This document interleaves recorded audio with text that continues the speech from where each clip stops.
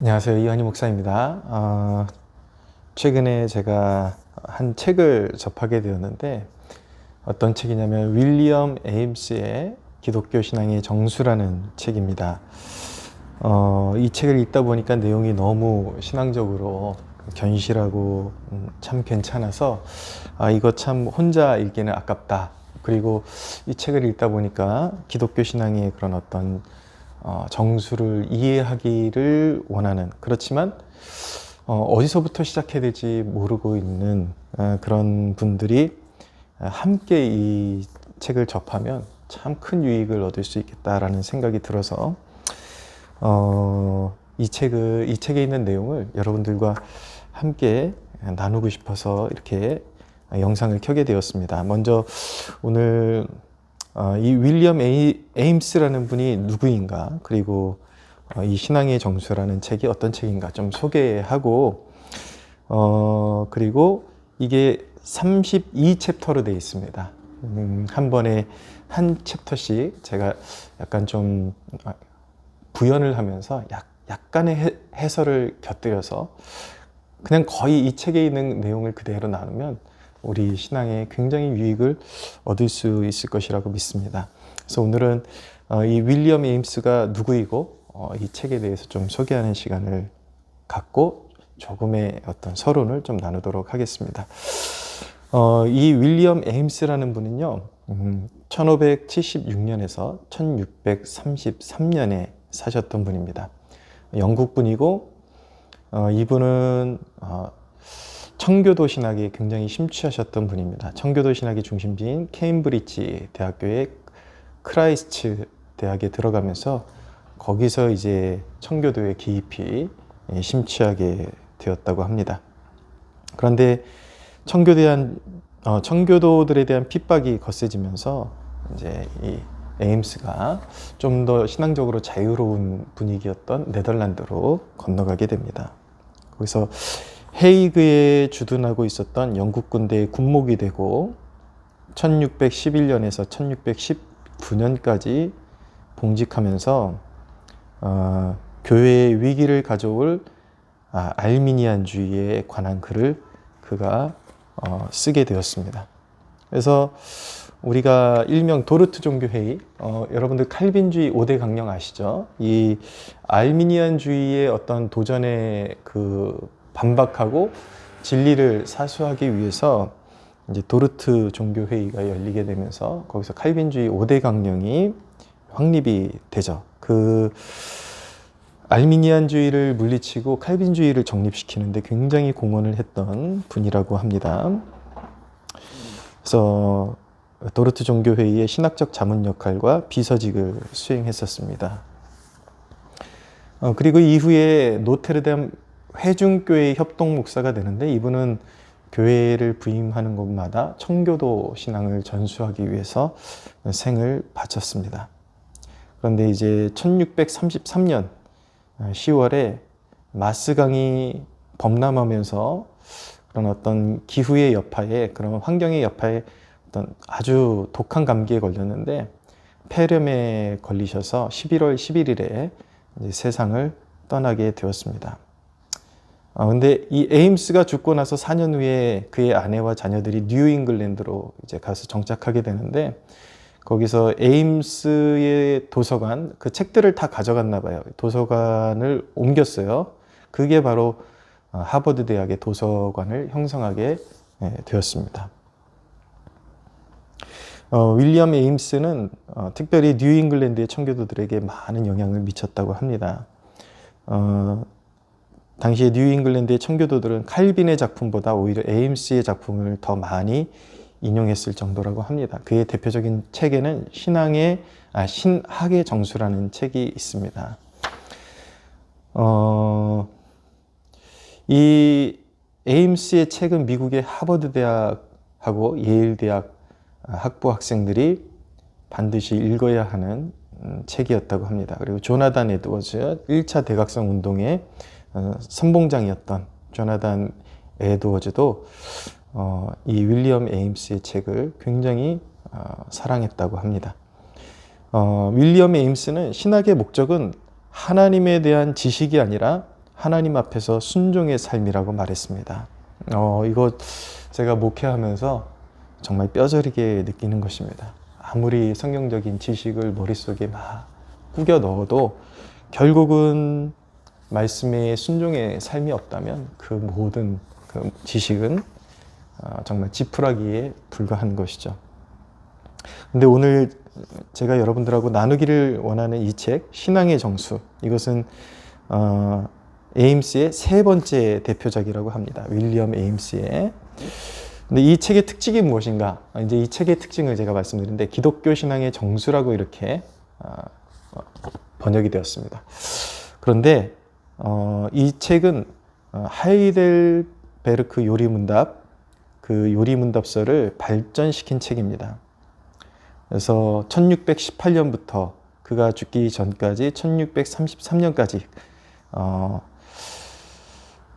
그가 신학교 학생들에게 교리와 신학을 가르치기 위해서 이 책을 저술했는데, 바로 하이델베르크 요리문답서를 청교도 신학으로 완전히 새롭게 구성한 것이 바로 기독교 신앙의 정수라고 말씀드릴 수가 있습니다. 그러면 서론만 조금 한번 나눠볼까요? 어떤 식으로 구성이 되어 있고 어떤 내용들로 채워져 있는지. 자, 아까 말씀드린 것처럼 이 책은 32주까지의 어떤 큰 주제를 다루는 그런 목차로 구성되어 있습니다. 어떤 큰 주제를 메인으로 걸어놓고 그 주제에서 어떤 특정한 교리들을 몇 개를 도출해서 그 교리들에 대한 설명으로 채우고 있습니다. 오늘 나눌 부분은 첫 번째 주일 것인데, 첫 번째, 그러니까 매 주일날 이렇게 성도들을 양육하기 위해서, 신학생들과 또 성도들을 양육하기 위해서 쓰여진 책인 것 같아요. 근데 큰 주제는 이것입니다. 사람에게 영원한 행복과 기쁨은 무엇입니까? 사람에게 영원한 행복과 기쁨은 무엇입니까? 여러분은 무엇이라고 믿고 살고 있습니까? 에임스의 교리서는 이렇게 그냥 단순히 교리를 이야기하고 있는 것이 아니라 먼저 메인 성구를 걸어놓고 그 성구에서 답을 찾아가고 있습니다. 성경 본문에서 답을 찾아가고 있다는 말씀이에요. 자, 시편 4편 6절에서 8절을 적어놓고 있는데, 여러 사람의 말이 우리에게 선을 보일 자 누구뇨 하오니, 여호와여 주의 얼굴을 들어 우리에게 비추소서. 주께서 내 마음에 두신 기쁨은 그들의 곡식과 새 포도주가 풍성할 때보다 더하나이다. 내가 평안히 눕고 자기도 하리니 나를 안전히 살게 하시는 이는 오직 여호와시니이다. 여기서 다윗은 자신을 향하신 하나님의 은혜에 그의 최고의 행복을 두고 있다라고 그렇게 기록하고 있습니다. 여기서 이제 파생되는 교리가 무엇이냐? 사람에게 영원한 행복과 기쁨은 무엇입니까? 라는 큰 주제를 걸어놓고 여기서 파생되는 교리. 첫 번째는 우리는 가장 큰 행복을 전생에 걸쳐 추구해야 합니다. 인간의 가장 큰 행복에는 풍요로움과 충만함이 포함될 수 있지만 그것이 아예 필요 없다라는 것이 아닙니다. 인간이 누려야 할 어떤 풍요로움, 전혀 필요 없다라고 말하는 것은 아닙니다. 포함될 수 있지만 그것은 이 땅에 불완전한 것일 뿐입니다. 영원한 것이야말로 진정한 행복이 될 수 있습니다. 그것이 최고의 선입니다. 여기에 대한 부연을 조금 더 말씀드리면 이렇게 기록하고 있습니다. 진정한 행복을 추구하려면 우리의 모든 행동이 그것에 의해 통제되어야 합니다. 그것에 의해 통제되어야 합니다. 그것이 무엇일까요, 여러분? 제가 지금 이 책의 전부를 그대로 읽고 있는 게 아니라 시간 관계상 여러분들에게 제가 제 나름대로 은혜 받고 여러분들과 나누고 싶은 부분을 일부분을 나누고 있는 거예요. 참고하시기 바랍니다. 진정한 행복을 추구하려면 우리의 모든 행동이 그것에 의해 통제가 되어야 한대요. 그것이 무엇일까요, 여러분? 바로 영원한 가치입니다. 영원한 가치. 배가 목적지에 이르기 위해서는 바람과 배를 바라보기만 하는 것이 아니라 키를 조종해야 하는 것과 같습니다. 그러니까 신앙을 갖고 행복이 그냥 찾아오는 것이 아니라 영원한 가치에 의해서 우리의 삶이 통제되도록 부지런히 노력해야 한다는 것입니다. 배를 올바른 방향으로, 올바른 항구로 키를 조정하듯이 천국은 침노하는 자의 것이라고 말씀하고 있지 않습니까? 그러니까 깨달은 은혜를 따라서, 은혜의 방향을 따라서 배를 몰지 않으면 결코 그 구원의 항구에 다다를 수가 없는 것이죠. 그리고 이렇게 말합니다. 진정한 행복은 가장 탁월하고 가치 있는 것이므로 그것에 몰두해야 합니다. 그러나 많은 사람이 사소한 일에 몰두합니다. 진정한 행복을 추구하고 싶다면, 하나님이 인생에게 허락하시는 행복을 만나고 싶다면 그런 영원한 가치에 몰두해야 된다라는 그런 말씀이죠. 그렇지만 많은 사람들이 원함은 있어요. 진정한 행복을 갖고자 하는, 쟁취하고자 하는 원함은 있지만 사소한 일에 몰두한다라는 것입니다. 이 삶의 그런 어떤 원칙과 방향성이 바뀌지 않으면 아무리 그것을 바라보고 추구해도 갖고 싶어 해도 얻을 수가 없는 것입니다. 그래서 부지런히 그런 키를 조정하듯이 그 방향성을 가지고 영원한 가치를 향해서 몸부림을 쳐야 하는 것입니다. 자, 두 번째 교리는 무엇이냐면, 인간의 최고의 선과 행복은 현세의 재물에서 찾을 수 없습니다. 이렇게 기록하고 있습니다. 여기에 대한 부연입니다. 재물은 종종 죄와 불행의 도구이자 수단입니다. 재물은 사람의 영혼을 온전하게 할 수 없습니다. 재물은 마음을 두지 않는 것이 사람의 미덕과 온전함인 경우가 많습니다. 가장 훌륭하고 완전한 사람은 이러한 외적인 것과 세상적인 재물을 최소한으로 고려하는 사람입니다. 예수님의 말씀이 생각나는 대목이죠. 너희가 재물과 하나님을 겸하여 섬길 수 없느니라 라는 말씀이 떠오릅니다. 믿는 자는 삶을 하나님께 온전히 맡기고 하나님을 따라가야 하는 것입니다. 재물은 하나님께서 주시는 만큼만 가지고 영구한 삶을 향해서 어떤 신앙의 여정을 걸어가는데 필요한 만큼 소유하면 되는 것이죠. 그런데 그것을 채우시는 분은 하나님이시고, 우리 믿는 자들이 해야 하는 일은 무엇이냐면 재물을 따르는 것이 아니라 하나님만을 따라가야 한다는 것입니다. 네, 여러분, 이 웅장한 교리서의 가장 첫 대목이 재물과 하나님과의 그런 사이를 두고 진정한 행복이 결코 재물에 있을 수 없다는 것을 강조하는 것은 저는 좀 의미심장하다고 봅니다. 왜냐하면 신앙의 가장 큰 라이벌은 바로 하나님과 재물이기 때문입니다.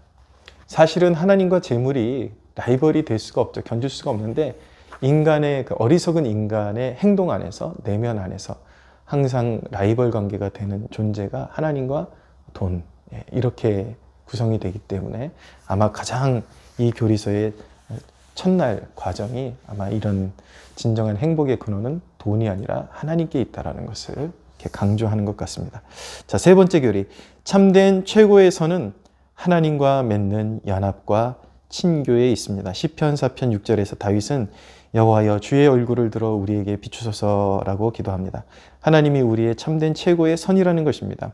여기에는 언약의 개념이 들어 있습니다. 하나님은 우리의 하나님이시고 우리는 하나님의 백성으로서 하나님과의 교제가 곧 우리의 행복입니다. 우리가 믿는 것은 바로 이것입니다. 하나님과의 교제가 바로 우리의 행복이다라는 것을 믿는 것입니다.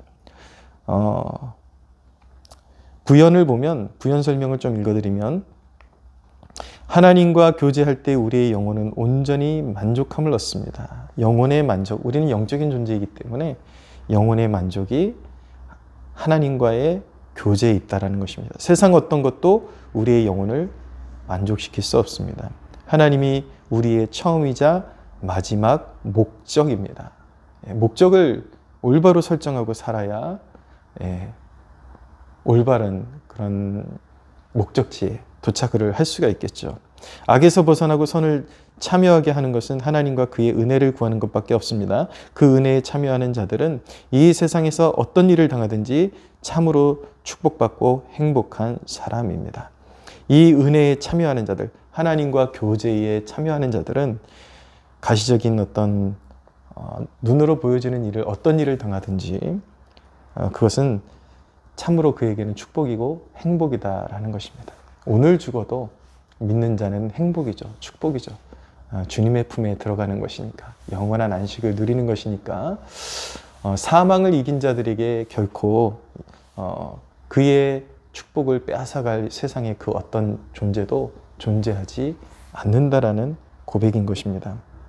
갑자기 한 사람이 떠오르네요. 제가 우연히 본 어떤 기사에 그냥 썸네일이 좀 이렇게 마음에 와닿는 부분이 있어서 한번 클릭해서 잠깐 본 적이 있는데, 여러분들도 아실 만한 그 연예인 중에 GD 있지 않습니까? G드래곤.